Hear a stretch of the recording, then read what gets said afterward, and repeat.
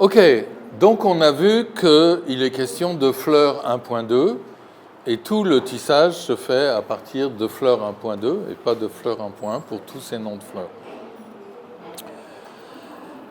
Et donc, à la suite de ce travail, donc le travail, ça a été de trouver quel est le générique, de le décrire à peu près, dans la polysémie de son vocable.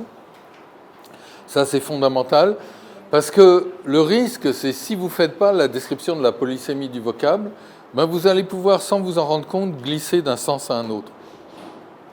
Donc il faut l'avoir bien décrite, tout est clair, vous savez de quoi vous parlez, et à chaque fois, vous savez si vous pouvez tisser le lien de générique ou pas. Donc ça, c'est super important. Donc c'est là que j'ai pu proposer une sorte de patron de définition, et c'est là que Barbara arrive, parce qu'en fait, en faisant ça et tout, je sentais que j'avais un poème dans ma tête qui se réveillait, qui se réanimait. Je me dis, mais oui, ces histoires, parce que fleur, qui dit fleur, dit couleur, qui dit fleur, dit odeur, c'est la polysémie des noms de fleurs.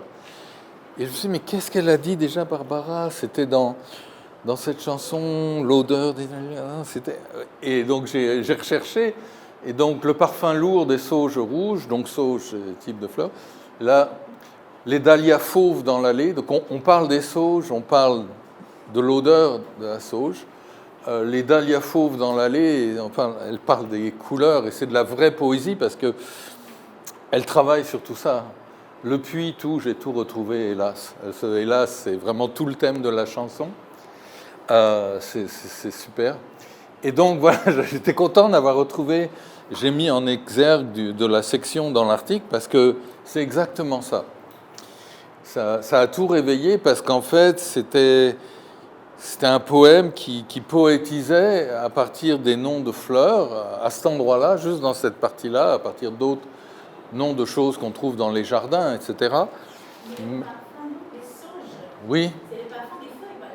Oui, mais c'est pas grave, parce que c'est la fleur, la feuille, tu vois, ça n'a pas vraiment d'importance. Et donc, c'est comme une... oui, c'est de la résonance sémantique, etc. Et bon, c'était très beau. Et donc, je propose ce patron de définition dont une grande partie, en fait, donc, ça c'est quelque chose, c'est un peu comme pour sentiment. Vous vous souvenez, pour sentiment, j'ai dit, bon, qui tend, intense ou peu intense, etc. C'est en regardant des noms de sentiments qu'on voit qu'on a besoin de ça. Et en regardant des noms de fleurs, alors j'ai dit, il y a des choses qui sont obligatoires et des choses qui ne sont pas obligatoires. Si vous avez un nom de fleur, il va falloir dire c'est sur quel genre de plante, etc. C'est important, parce qu'une fleur, c'est une partie de cette plante qui contient la fleur 1.1 de cette plante. Okay ? Et la couleur des fleurs, alors j'ai mis un point d'interrogation. J'ai très difficilement trouvé des fleurs où on n'a pas des motifs pour parler de la couleur. Parce qu'il y a de la polysémie qui se développe autour de la couleur, etc. Et ce qui est particulier, c'est qu'en général, même si la fleur peut avoir plein de couleurs différentes, elles existent en rouge, en blanc, etc., souvent il y a une couleur qui est singularisée. Et si vous avez un nom de fleur où justement c'est à peu près de n'importe quelle couleur, c'est quelque chose qu'on a envie de dire. C'est parce que c'est à tel point associé à la fleur la notion de couleur que si justement il n'y a pas de couleur associée, à mon avis, ça vaudrait le coup de le mentionner. Parce que ça les caractérise. C'est une fleur justement qui peut être de plein de couleurs différentes. Donc j'ai mis ce point d'interrogation parce que, pour obligatoire, parce que je pense que justement, si ce n'est pas le cas, qu'il y a une couleur typique associée, ben, ça caractérise la fleur en fait. C'est une fleur qui n'est pas une couleur, ou qui vient pas avec une couleur typique. Donc oui, par exemple, pour la couleur, c'est très intéressant, puisque si vous prenez le fuchsia, par exemple, il y a une couleur fuchsia, c'est un rose mauve fuchsia. Donc c'est un fuchsia. Bon, d'ailleurs, c'est dérivé comme un adjectif particulier qui est nominalisé en même temps. Le fuchsia et l'adjectif une robe fuchsia. Et vous savez qu'en français, justement, tous ces noms de couleurs particuliers, l'adjectif qui est l'adjectif de couleur, il est très nominal, même si c'est un adjectif, parce que justement, il ne va pas se fléchir comme un adjectif. Ça veut dire il va se fléchir, il va être mis au pluriel éventuellement ou au féminin, mais formellement, il n'y a aucune différence. Donc vous dites une robe fuchsia, un pantalon fuchsia. Et bon. Mais on sait que c'est un adjectif parce qu'on peut par exemple la modifier par un adverbe. C'est vraiment très fuchsia ce truc. Donc si vous pouvez le modifier par un adverbe, c'est que ce n'est pas un nom. Parce qu'éventuellement, ça peut être un nom en apposition. Ok ? Comme lampe témoin. Mais une lampe très témoin, impossible, ou d'autres emplois. Donc il y a un emploi appositif de témoin, qui veut dire qui sert de témoin, mais ce n'est pas un adjectif, ce n'est pas rendu adjectif en français. Alors que pour les couleurs, c'est rendu adjectival, mais on va dire par exemple un pantalon framboise, des pantalons framboises. Bon, de toute façon, framboise, mais on l'écrit pas avec des S, des pantalons framboises, on le met comme si c'était un nom appositif. Mais on peut dire ce pantalon, il est vraiment très framboise, ton pantalon. Donc ça veut dire que c'est un adjectif, on ne peut pas modifier un nom par un adverbe. Comme ça qu'on arrive à le savoir. Donc l'adjectif, bien sûr, il s'identifie par sa flexion, mais en fait, il est fléchi, mais il est invariable. Donc il se met au masculin singulier, masculin pluriel, mais sa forme est invariable. C'est bien un adjectif, parce qu'on ne peut pas dire qu'il y a des adjectifs qui prennent la flexion et d'autres pas. Donc ils sont fléchis, ils sont accordés, mais invariables dans leur forme. Et donc, j'ai identifié l'odeur comme une composante, mais non nécessaire. Ah oui, j'étais au fuchsia. Et vous voyez, on dit, le fuchsia, c'est un nom de couleur. Et c'est pas un type de blanc, c'est pas un type de n'importe quoi, c'est un type de mauve, etc. Rose mauve.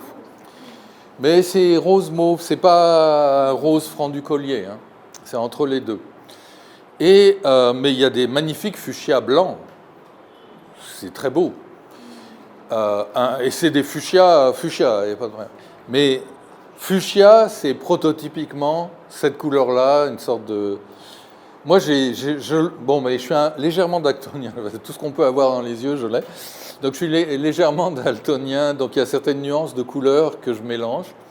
Et donc, peut-être j'ai tendance à voir la couleur fuchsia, la couleur typique, comme plus proche du mauve que du rose à cause de cette particularité. Mais bon, je sais que souvent, on dit que c'est un type de rose. Mais moi, j'aurais tendance à dire que c'est un type de mauve très clair. En tout cas, c'est entre les deux. La taille, c'est important. On va trouver des informations sur les tailles. En fait, une fleur, c'est plutôt associé à quelque chose de petit. Et donc, s'il y a des fleurs dont la fleur 1.1 est très grosse, ça va comme rhododendron ou les trucs comme ça, ça va être comme, éventuellement, ça va pouvoir donner lieu à des sortes d'effets de style. On va pouvoir broder là-dessus en disant que c'est gros, pour quelque chose qui est supposé être. Alors on verra pourquoi. Donc la forme, ça peut arriver. La disposition des fleurs, ça peut être important, justement si elles sont en grappe ou pas. Mais c'est une fleur dont les fleurs 1.1 sont en grappe ou pas. Donc vous voyez, c'est pour ça que je fais référence à 1 point tout le temps. Quand je dis la couleur, c'est la couleur de la fleur 1.1, donc de la partie de la fleur 1.2. Et l'odeur, c'est évidemment l'odeur de ça, mais ça peut être éventuellement l'odeur de la feuille ou de la tige associée. La taille de la fleur 1.1, la forme de la fleur 1.1, la disposition, ça peut être important aussi, comment c'est disposé, c'est tout réuni. L'utilisation et des symboliques associées. Alors, pour certaines de ces composantes, dans l'article, je donne des patrons. Il y en a 4 patrons de polysémie, donc de la polysémie régulière, qui justifient de façon évidente ça. Donc c'est en anglais parce que j'ai pris ça directement. Donc le premier patron, c'est on a le sens d'une fleur, et il y a un adjectif qui veut dire d'une certaine couleur qui est typique de la couleur de cette fleur. Et donc, c'est des adjectifs de couleur qui donnent des noms de couleurs. Parce qu'en français, c'est presque systématique. Vous avez un adjectif de couleur, vous faites un nom de couleur. Rouge, le rouge, bleu, le bleu, cacadois, le cacadois, cuisse de nymphe effarouchée, c'est un nom appositif, mais qui fonctionne comme un adjectif. On peut dire ce cuisse de nymphe effarouchée, c'est un type de rose, et n'importe quoi, okay, adjectivalement ou nominalement. Donc, cyclamène, le nom un cyclamène, un nom de fleur un cyclamène, je vais amener des cyclamènes, et un type de mauve, on peut dire une robe cyclamène, etc. Donc, vous avez beaucoup de cette polysémie-là. Donc, dans l'entrée pour cyclamène, vous devez faire cyclamène, fleur 1.2, ta. Et puis, d'une certaine couleur, typiquement mauve, et donc un adjectif cyclamène, X d'une couleur mauve associée prototypiquement au cyclamène. Okay, donc ça, et ça vous en trouverez beaucoup. Vous avez beaucoup de noms de fleurs qui ont des noms de couleurs, mais pas tous. Okay, mais si vous voulez, vous pouvez prendre n'importe quel nom de fleur et générer un nom de couleur, mais qui n'est pas lexicalisé. Je ne sais pas, un nom de fleur un peu bizarre pour lequel... non, il y en a beaucoup. Bouton d'or, c'est aussi un nom de couleur. Il faudrait un nom de fleur où il n'y a vraiment pas... où c'est sûr qu'il n'y en a pas.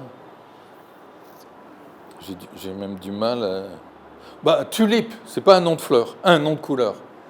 Ou un adjectif de couleur. Une robe tulipe, ce serait un rouge plutôt peut-être. Mais ce tulipe est magnifique, ou si je dis une robe tulipe, ça va marcher quand même. On va essayer de penser à c'est quoi. Et peut-être que je ne sais pas, mais peut-être, si ça existe, ça va être un nom de rouge. Un adjectif de rouge, mais je ne sais plus. Peut-être même que je l'ai découvert et je l'ai encodé, parce qu'il y a des choses que je ne savais pas, en fait, pour des noms de couleurs notamment. Je ne savais pas que ça avait été lexicalisé. Mais toute personne qui est un peintre ou qui s'occupe des tissus, etc., connaît tous ces noms de couleurs. Mais il y a plein de noms de couleurs un peu techniques, comme cuisse de nymphe effarouchée, peut-être que vous ne connaissiez pas ce nom de couleur. Je vous garantis, c'en est un. Deuxième patron, c'est les odeurs, évidemment. Donc vous avez un nom de fleur, et c'est un nom d'odeur qui est dérivé, pas un adjectif, mais un nom d'odeur. Un nom, pas un adjectif. Donc lavande, c'est une fleur, et la lavande, des champs de lavande, etc. Donc c'est fleur 1.2. Et puis, vous pouvez parfumer à la lavande. Et à la lavande, ça ne veut pas dire avec les fleurs, mais c'est un parfum. Ça sent la lavande, ça sent un type de parfum. Bien sûr, vous ne savez pas quand vous dites ça sent la lavande, j'ai peut-être pu vouloir dire il y a de la lavande quelque part dans la pièce, et ça sent la fleur, mais c'est un nom de parfum, lavande, la lavande. On pourrait dire des glaces, parfum lavande, ça se fait. Oui, ça existe, c'est très bon. Donc ici, ça justifie odeur des fleurs. Et je les ai mis dans un ordre assez logique qui correspondrait à ce qui me semble le plus taille, odeur, couleur, odeur, c'est très important. Je trouve que c'est là qu'en français on trouve le plus de polysémie. On a une métonymie avec les produits qu'on consomme, quelque chose qu'on fait avec la fleur. Gentiane, donc on va se boire une petite gentiane. Et une gentiane, c'est une boisson alcoolisée à base de gentiane. Vous connaissez la gentiane, c'est une plante de montagne. Ça a des fleurs bleues, non ? Oui, plutôt bleu. Et donc, en fait, c'est de la famille. C'est très très marrant la gentiane parce que donc ça pousse en altitude. Donc vous en avez dans le Cantal, par exemple, sur les monts du Cantal, vous en avez dans les Alpes. Et En fait, quand on dit gentiane, c'est pas vraiment la fleur qu'on utilise, c'est la racine. Oui. Et elle a une racine un peu comme ça, cette plante. On n'a pas le droit de cueillir et de trucs. Jaune, gentiane jaune. Parce qu'il y avait, quand j'étais presque rarement utilisé, il y avait un médicament. Oui, mais le produit est bleu.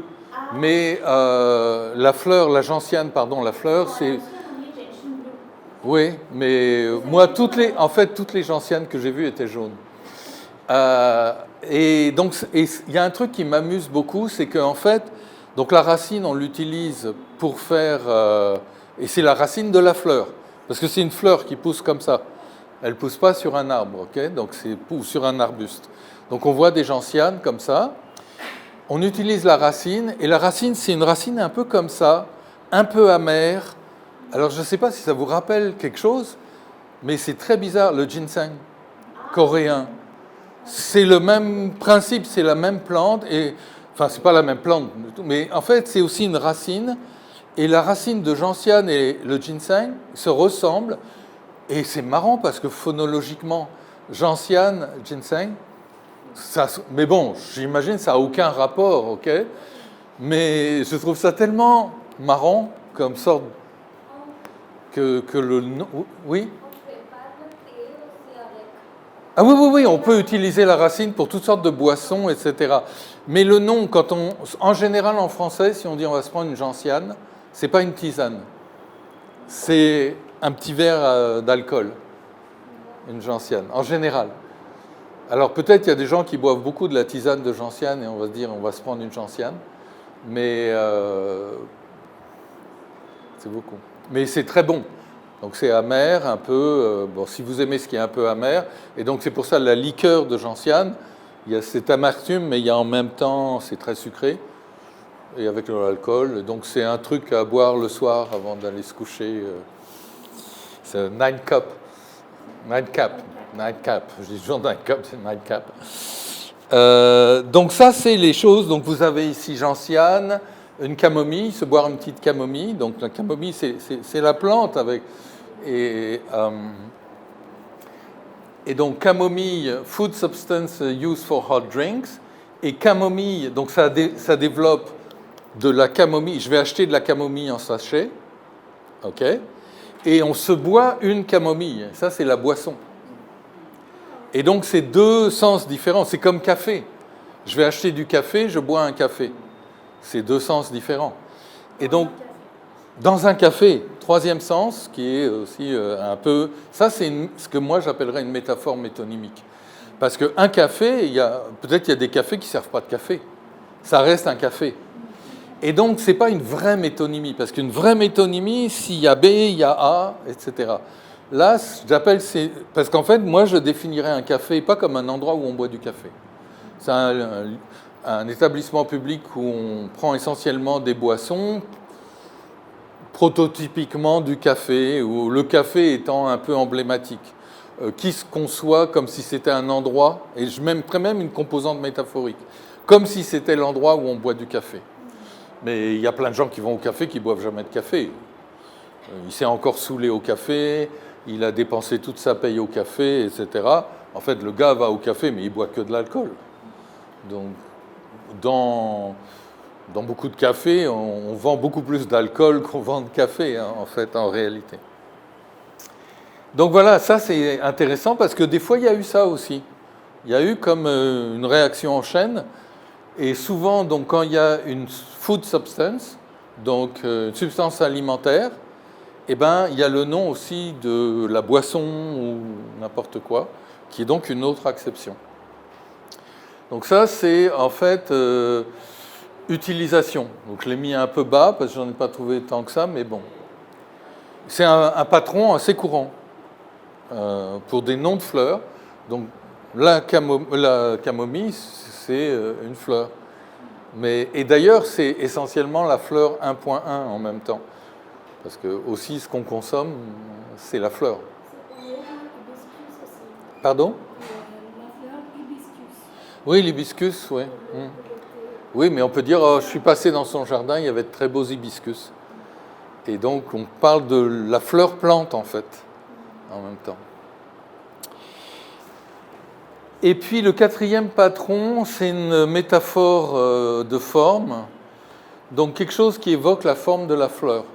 Je suis tombé sur un seul exemple, et j'étais content de l'avoir parce que je me suis dit, mais ça doit exister, parce qu'il y a des fleurs qui sont tellement typiques au niveau de la forme. Mais la position du lotus, le lotus, ça fait référence à une espèce de forme. C'est comme on est assis d'une certaine façon qui fait penser aux pétales de lotus, etc. Mais par exemple, je me serais attendu à ce qu'il y en ait plus. Orchidée, par exemple, c'est parce que la fleur, il y en a quelques-unes. Il y a des noms de fleurs qui ont des noms métaphoriques qui font référence à la forme. Mais ce n'était pas de la polysémie. Mais par exemple, ce qu'on appelle les gueules de loup, c'est des fleurs jaunes qui ont, comme il y a une pétale qui fait comme ça, une autre au-dessus, et c'est comme la gueule d'un loup qui s'ouvre. Donc ça s'appelle des gueules de loup. C'est très courant dans les campagnes et tout, c'est très beau. Et donc vous avez des noms de fleurs, le nom est utilisable aussi. Le fait qu'on dise des gueules de loup, ça montre que la forme de la fleur, c'est potentiellement important dans la définition de fleur. Donc, mais ça échappe à la polysémie. Là, j'extrayais par la polysémie, donc je savais qu'il y avait des noms de fleurs métaphoriques qui font référence à la forme, mais de la fleur, ou par exemple le nom de fleur, mais qui est le nom de plante en même temps, qui fait référence à la forme de la feuille. En anglais, on dit dandelion, mais ça vient du français, c'est dent de lion. Et c'est un vieux terme en français pour le pissenlit, qui est dent de lion. Ça s'emploie encore dans certains contextes, et donc évidemment les barons normands ont parlé des dents de lion, et c'est resté en anglais comme dandelion, mais personne qui parle anglais ne sait vraiment. Et ce qui est le plus rigolo, c'est que les francophones qui ne disent pas dents de lion, donc ils appellent ça des pissenlits, personne pense au nom pissenlit. C'est un diurétique. Ça fait uriner. Mais personne n'y pense, évidemment. Mais c'est assez vulgaire, finalement, comme nom pissenlit. Ok, donc oui, si vous faites des tisanes de pissenlit le soir avant d'aller vous coucher, mal vous en prend, vous allez vous lever plusieurs fois dans la nuit, c'est sûr. Voilà, donc, vous voyez, tout ne vient pas de la polysémie. Donc, par exemple, de façon surprenante, il y a sûrement des noms de fleurs, je ne suis pas tombé dessus, mais je cherchais ça, et j'ai trouvé lotus. Je me suis dit, ah oui, mais on dit le lotus, comme un nom de position. Et puis j'avais évidemment lotus, et j'ai vu qu'il y a cette polysémie à décrire. Mais franchement, je m'attendais à en avoir plus parce que je connaissais des trucs comme gueule de loup, qui sont donc des noms de fleurs basés sur la forme. Et souvent, il y en a quelques-uns. Ah oui, mais pourquoi je n'ai pas pensé à le mettre? Ah, c'est parce que le terme est obsolète. Mais il doit y avoir d'autres manifestations. Vous étiez pas né, mais donc quand les machines à écrire électriques sont arrivées, il y avait des machines à boules, les IBM à boules. Et quand après c'est devenu machine à taper, machine à écrire. Machine à écrire, semi-ordinateur et les imprimantes d'ordinateur sont arrivées, il n'y a plus des boules, il y avait une espèce de roue avec des petites lamelles et une lettre devant chaque roue et elle tournait à toute vitesse. Ça s'appelait une marguerite. Et on appelait ça des imprimantes à marguerite. Et évidemment, ça fait référence à la forme d'une marguerite. Et donc, il y a marguerite aussi, c'est sûr qu'il doit... Mais j'ai pas trouvé il y avait cette lexicalisation qui était changer la marguerite de mon imprimante. Ça se disait, ça n'a pas duré très longtemps parce que la technologie a beaucoup évolué. Donc j'ai pas trouvé de nom courant comme le lotus, comme une position de yoga, etc. Donc pour marguerite, je crois pas que j'ai mis une polysémie. Peut-être je l'ai mis, mais c'est obsolète. C'est spécialisé et obsolète. Parce que l'objet n'existe plus. Je suis sûr que vous n'en avez jamais vu et vous ne connaissiez pas le terme. Donc voilà. Il y a aussi tree pose. Yoga, il y a aussi tree pose. Ah oui, oui, il y a plein de positions de yoga qui font référence, mais qui est un nom de fleur, et le nom est passé en français.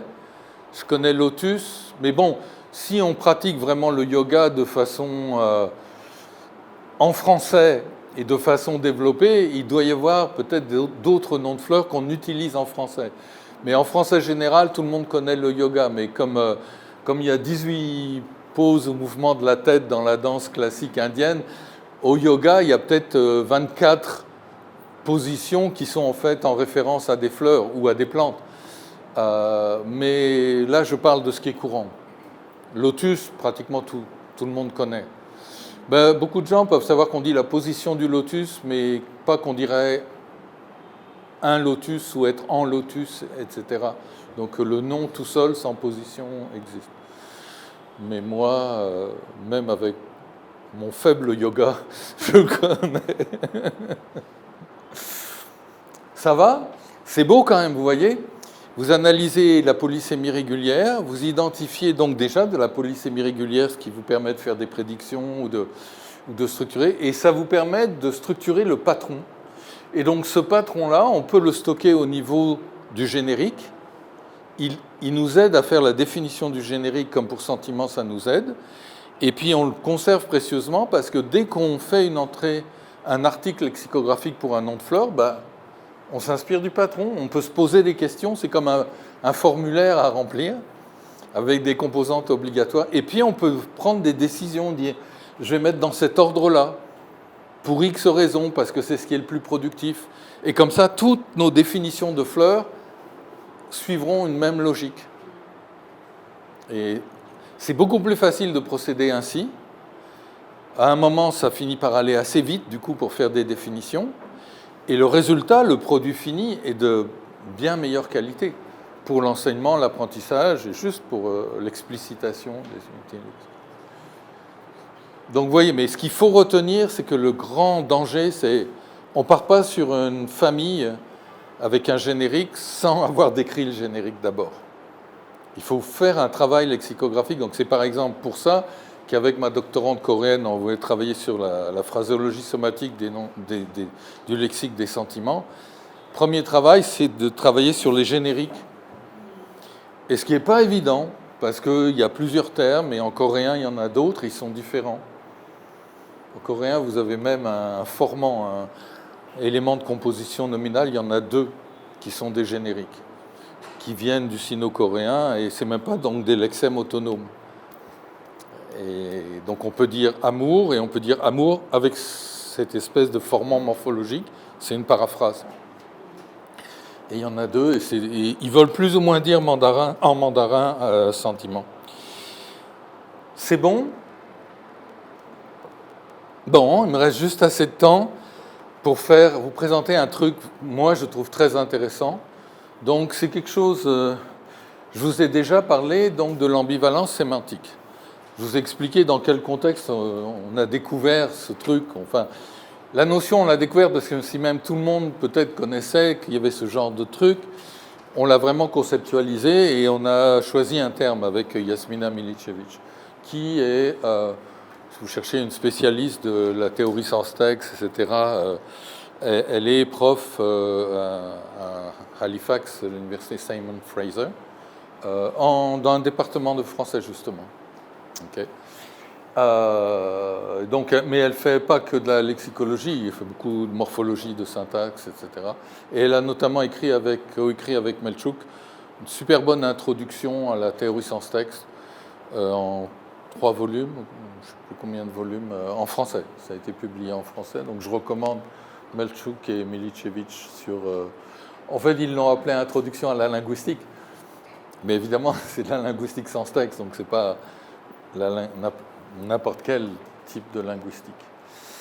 Alors là, c'est pareil, c'est dans le contexte d'un travail, donc de travail avec une doctorante sur le russe, dans le champ lexical de la neige. On est tombé sur un truc bizarre, et ça a été un peu comme une petite révélation, et c'est lié à l'ambivalence. Mais d'abord, revenons à l'ambivalence. Vous vous souvenez, j'avais mentionné pluie, neige, C'est pas pareil en français. Et donc, c'est quoi la différence? Qu'est-ce qui se passe? Et puis, là, encore une fois, la description du petit Robert, c'est remarquable. Ça vaut le coup de contraster leur définition de neige qu'on a vue précédemment avec ce qu'ils ont fait pour pluie. C'est très subtil et c'est magnifique. Je ne pense pas que ça a été fait... Peut-être ça a été fait instinctivement, mais ça montre la qualité de perception lexicale. Donc, que ça a été calculé ou pas, il y a une sensibilité à la sémantique et à la phraséologie des unités lexicales qui est vraiment remarquable. Vous vous souvenez, pour neige, eau congelée dans les hautes régions de l'atmosphère, en un sens, je n'aime pas tellement congelé. J'aimerais mieux peut-être gelé ou je ne sais pas quoi, mais bon, je ne sais pas pourquoi. Ce « et qui tombe » nous dit qu'il y a deux parties. Et donc, c'est l'ambivalence. Et neige, ça peut dénoter soit la substance, soit la chute de la substance. Donc, elle est parfaitement ambivalente. Et là, il y a cette pause avec la virgule prosodique qui nous dit il y a les deux choses. De façon plus lourdingue, ils auraient pu dire « ou la chute de cette ». Des fois, on voit ça. « Ou la chute de ça ». Et regardez, pluie. Eau qui tombe en gouttes des nuages sur la terre. C'est pas goutte d'eau qui tombe, goutte d'eau qui vient du ciel et qui tombe. C'est de l'eau qui tombe. Et en fait, la composante centrale, c'est eau qui tombe. Et donc, ils nous disent quelque chose, comme ils parlent d'une substance, ils nous parlent d'un fait, mais ils le fusionnent. Et c'est génial, parce que si vous regardez pluie, vous pouvez un peu l'utiliser comme si c'était ambivalent. Faites un zogme sans effet de zogme, justement. Vous pouvez dire la pluie qui a commencé à 10 heures ruisselle dans la rue. Ce qui a commencé, c'est uniquement une chute. Et ce qui ruisselle, ce n'est pas une chute qui ruisselle, c'est un liquide. Donc, ça a une forme d'ambivalence. Sauf que, contrairement à neige, vous ne pouvez pas dire un seau de pluie. Vous devez dire un seau d'eau de pluie. Donc, c'est très subtil. Il va vers l'ambivalence, mais il n'est pas parfaitement ambivalent. Et c'est ça qu'on a décidé d'appeler de la quasi-ambivalence. Ce n'est pas de la vraie ambivalence, mais il va avoir une combinatoire qui est ambivalente quand même. Donc pas d'ambivalence stricte du sens, mais combinatoire qui reflète de l'ambivalence. Parce qu'on ne peut pas dire je bois de la pluie. On dit je bois de l'eau de pluie. Mais je mange de la neige, j'avale de la neige, aucun problème. Et donc le petit Robert fait ça super bien. C'est une solution, il y a d'autres solutions. Mais là, il a une définition bipartite. Et là, une définition... Alors, ils ont dit eau qui tombe. Ils auraient pu dire une chute d'eau. OK. Donc, il faut décider ce qu'on met en premier. Ils ont mis en premier l'eau. Et donc, ils ont considéré que c'était dominé par la substance. Et il y a le fait qui tombe. Je ne suis pas convaincu que ça doit être comme ça. Mais au moins, ce que ça veut dire, ça, c'est ambivalence, quasi-ambivalence, ou on pourrait dire semi-ambivalence, si on veut dire c'est quand même de l'ambivalence, donc l'un ou l'autre, et ambivalence véritable. C'est beau. C'est du grand art lexicographique de définition qu'il l'a fait juste en se basant sur leur sensibilité ou en rationalisant la chose.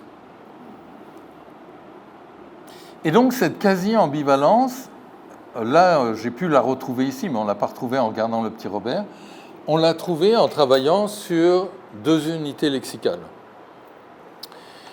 Et donc dans le champ lexical de la neige en russe, bon, c'était très représentatif, le champ lexical de la neige pour la langue russe, c'est très important, il y a beaucoup de choses, et parce que évidemment dans la culture russe, etc., pensez... Si vous avez lu le Docteur Zhivago, etc., pensez à toutes ces scènes, tous ces trucs qui se passent dans la neige. Et c'est un peu comme au Québec. Vous savez, vous avez une chanson québécoise. Alors c'est de moins en moins vrai puisque la neige disparaît. mais qui dit « Mon pays, ce n'est pas un pays, c'est l'hiver. Mon pays, ce n'est pas un pays, c'est la neige, etc. » Dans la culture québécoise traditionnelle, dans la culture russe, c'est un peu la même chose. C'est assez similaire, en fait, vis-à-vis du rapport à l'hiver et à la neige. Et donc, on travaillait, on est tombé sur le nom lavina. Un point, c'est polysémique, qu'on traduit par avalanche. OK ? Et on s'est mis à vouloir le décrire. Donc, bon, j'ai travaillé beaucoup avec des Russes et sur le russe avec des gens, mais je ne parle pas le russe, donc je vous parle de ça un peu comme si... Mais donc, on peut voir dans le réseau lexical du russe. Alors, c'est un peu différent. Je vous ai dit, il est au niveau de l'échantillon, le réseau lexical du russe. C'est pour ça que si on compare, quand on regardera Avalanche, c'est pas du tout pareil. Là, on voit qu'il n'y a pas grand-chose autour de Lavina. Essentiellement, il y a l'agrégat qui est snieg, la neige. Okay, donc, ça, c'est neige, et donc il y a Lavina, neige, et puis il n'y a pas grand-chose d'autre autour de ça. C'est pas très développé, mais on a quand même, c'est Lydia Colson qui a fait donc quand même une description lexicographique de Lavina, avec notamment, donc je l'affiche pour les gens qui parlent russe ici, donc vous pouvez voir les liens de fonction lexicale, la définition. On va revenir à la définition, on va comparer avec une traduction de la définition pour que vous compreniez. Okay ?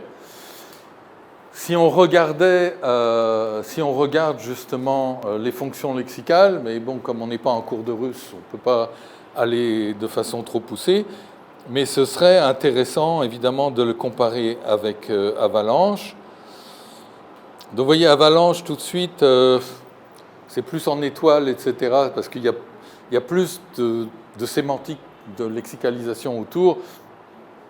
Donc neige est quelque part, évidemment... il est où? Je ne le vois pas, vous le voyez? En haut. Ah, il est là, oui. Il apparaît même petit parce qu'il y a beaucoup d'autres choses autour de ça. Alors que vous vous souvenez, il y avait Snieg et avec tout ça.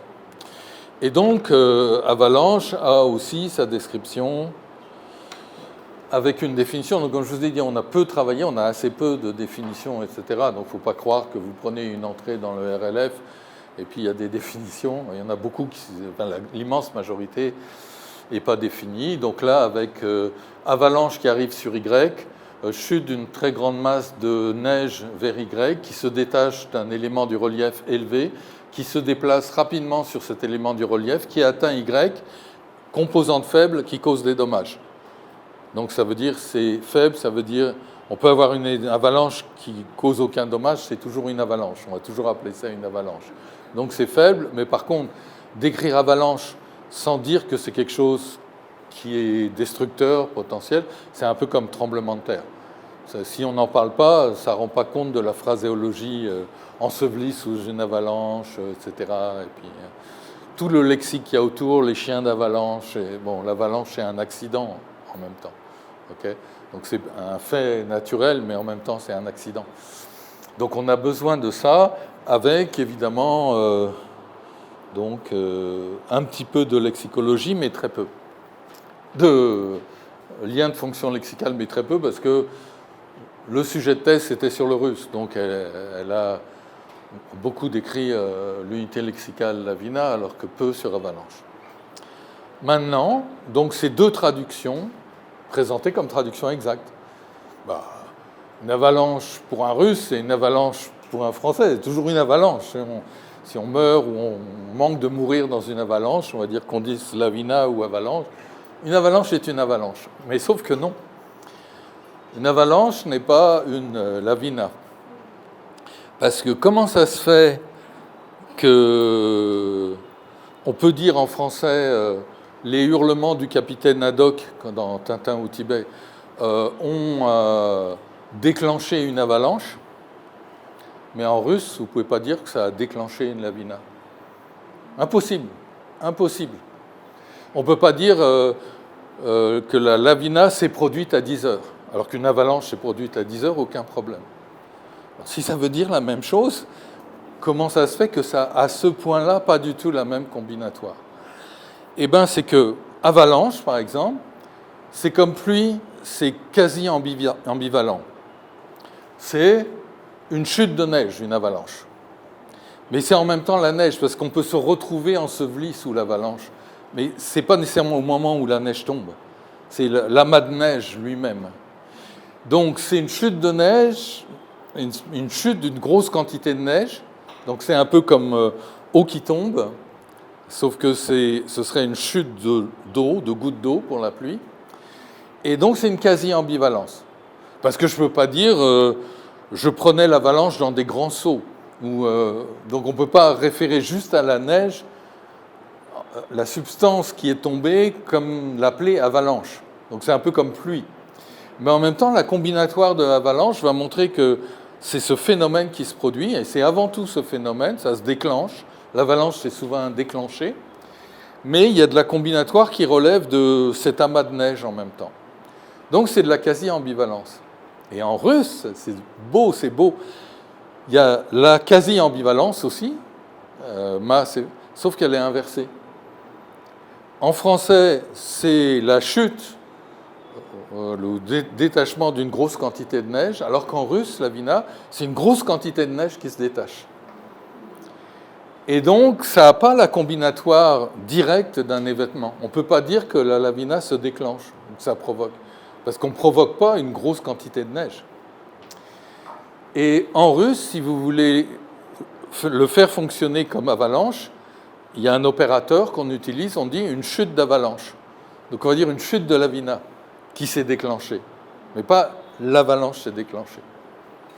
Donc c'est très intéressant du point de vue de la traduction, parce que l'ambivalence, déjà on a des fois des traductions où on a de l'ambivalence d'un côté et pas de l'autre, mais quand on a aussi de la quasi-ambivalence, et on peut s'attendre que avalanche soit quasi-ambivalent dans toutes les langues, et peut-être des fois ambivalent, il peut y avoir des problèmes parce qu'il y a une hiérarchie dans la quasi-ambivalence. Quelle est la composante qui est au-dessus? Est-ce que c'est avant tout un fait et secondairement l'entité, ou est-ce que c'est avant tout une entité et secondairement un fait? Et parce qu'au début, on a commencé à travailler, j'ai dit, ah oui, et comment on dit en russe pour déclencher une avalanche? Ok, mais on ne peut pas dire. Et en fait, on va dire déclencher une chute d'avalanche. Mais pourquoi? Parce que avalanche, en fait, donc lavina n'a pas le même sens que avalanche. Ça permet de dénoter les mêmes choses, plus ou moins, mais comme la combinatoire n'est pas la même, la dénotation n'est pas exactement la même, mais ça donne une perspective différente sur le phénomène. Pour un francophone, l'avalanche, c'est un truc qui se produit. Pour un russe, une avalanche, c'est une grosse quantité de neige. Alors, il y a d'autres sens. Il y a des sens métaphoriques. Ah, mais ce sera une métaphore, une avalanche de pierre. Si on dit une avalanche de pierre, ce sera une métaphore. Sinon, on dira une coulée de pierre. Donc, il y a un autre terme, une coulée de pierre. Donc, on va dire il y a eu une coulée de pierre. Mais si vous dites qu'il y a eu une avalanche de pierre, vous avez une coulée de pierre dans la montagne, mais vous le comparez à une avalanche. Donc c'est très proche, mais donc, parce qu'on ne dira pas ça, on dira couler. Par contre, il y a un sens complètement métaphorique. Quand elle a ouvert le placard, une avalanche de livres lui est tombée dessus. Donc une avalanche de X, c'est une grande quantité de X qui tombe accidentellement sur quelqu'un, et je devrais intervertir. C'est le fait... D'ailleurs, ce n'est pas clair, parce qu'on peut dire une avalanche de livres lui est tombée dessus, mais on ne peut pas ramasser l'avalanche de livres. Donc c'est quand même, en fait, c'est la chute d'une grande quantité de X. Ce n'est pas une grande quantité de X qui tombe. Alors que la métaphore du russe, je ne me souviens plus, mais évidemment, elle doit être dans le contraire. Subtil, hein? Et donc, des fois, parce que quand il y a des erreurs de traduction, souvent on les repère et on les explique immédiatement, mais des erreurs de ce genre-là vont être assez fréquentes quand même, parce que l'ambivalence et la quasi-ambivalence est très fréquente.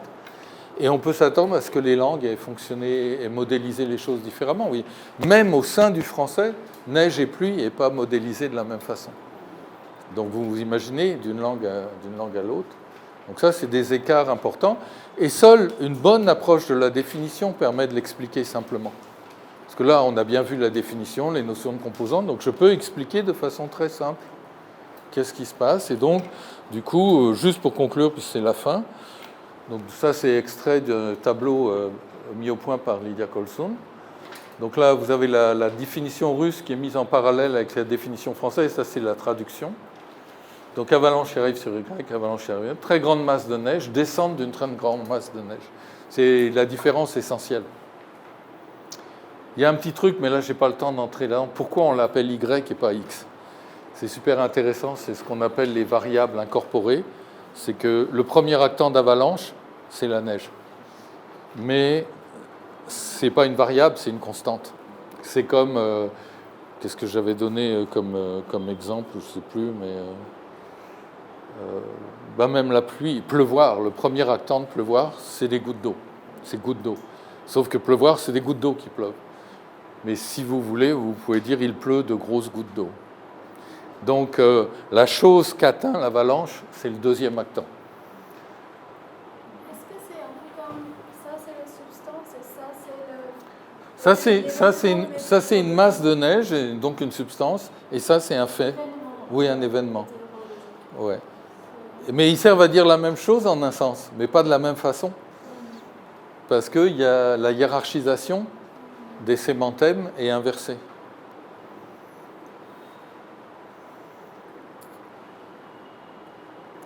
C'est bon?